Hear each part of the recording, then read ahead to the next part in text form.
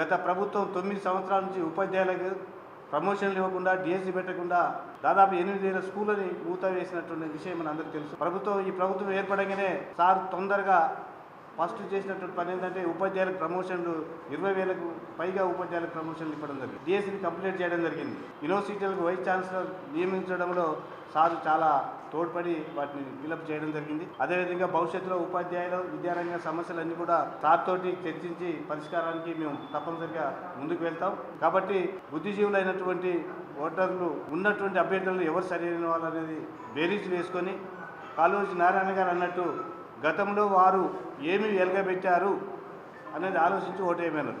అదేవిధంగా మేము కోరుతున్నాం. ఇవాళ పోటీ చేస్తున్నటువంటి అభ్యర్థులలో చాలామంది రకరకాల ఉన్నారు. ఇదివరకు 2 సార్లు అంటే ఒకసారి అవకాశం వచ్చింది, మళ్ళీ ఓడిపోయారు. మళ్ళీ ఇప్పుడు ప్రజెంట్ ఎమ్మెల్సీ ఉన్నారు. తర్వాత ఇంకొక ఆయన మహబూబ్ నగర్లో 3 సార్లు ఓడిపోయి నల్గొండకు వచ్చింది. మరి నల్గొండ అర్హత కలిగిన వాళ్ళు ఎవరు లేరా? ఉన్నారు.